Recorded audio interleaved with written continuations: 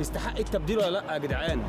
ازيكم يا جدعان، عاملين ايه؟ النهارده هنتكلم عن الاير ماكس 1 وهنبدله بسنيكر تاني. للاسف الاير ماكس ده انا كان نفسي يكون المقاس بتاعي وانا بجيبه، بس ما كنتش عارف ان هو اصلا هيكون جامد كده. فاحنا بس دلوقتي رايحين للمكان اللي المفروض انا بصور فيه عشان يكون هادي ما فيهوش اي حاجه.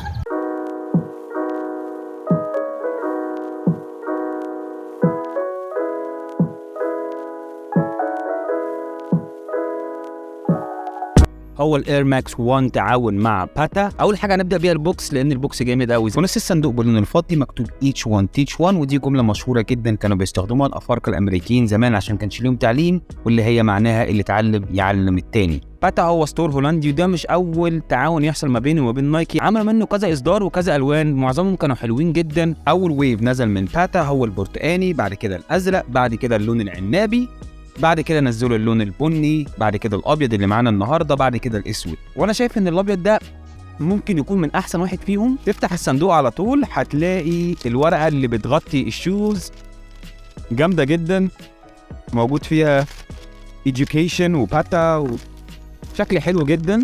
المهم بقى ايه، فكك من الكلام ده كله.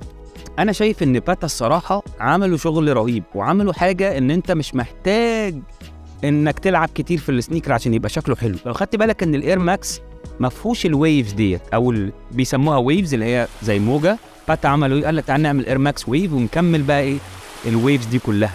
بس بصراحه دي مغيره في الشوز، وفي نفس الوقت مخليه اصل الاير ماكس يكون موجود وشكله جامد جدا واحسن من الاير ماكس العادي بالنسبه لي. يعني الحركه دي بسيطه قوي بس جامده قوي يا جدعان. ده مقاس المفروض اللي هو 44، فعشان كده انا حبيت السنيكر. انا بلبس 42 او 42 ونص. تعال نبص على الحاجات اللي جايه معاه.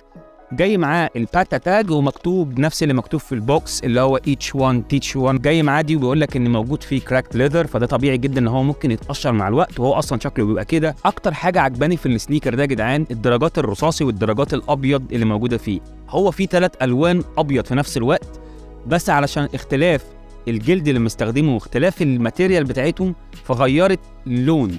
فانت لو خدت بالك هتلاقي 3 الوان ابيض اللي هو اللون دوت، وده موجود بالباتن ليذر او الجلد اللي هو بيلمع شويه، ومن فوق ده الكراكت ليذر او الجلد اللي هو يكون مشرخ. فاللونين متغيرين، يعني هما اللون ابيض ممكن يكون ده سمني شويه، في نفس الوقت من جوه برضو السوك لاينر هتلاقيه موجود باللون السمني، والميد سول موجود باللون السمني. طبعا الاير يونت من جوه هتلاقي لونها ابيض. تو بوكس هتلاقيه جاي باللون الرصاصي بالمش ماتيريال، دي طبعا عشان الرجل تتنفس، خياطه الرصاصي بتاعت الاير ماكس من ورا. والميني سوش، دايما الميني سوش انا بحبه جدا. ولما تشوف كده النايكي تشيك ديت صغيره موجوده في السنيكر، في السنيكر ده سبيشال.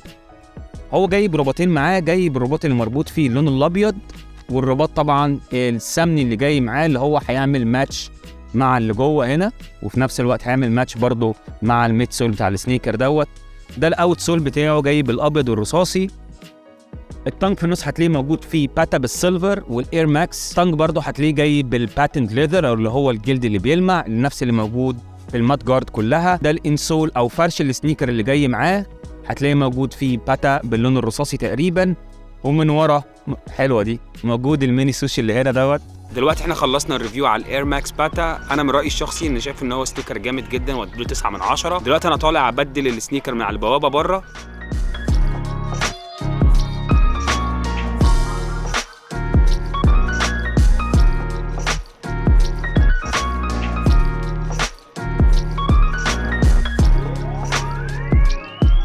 Check it.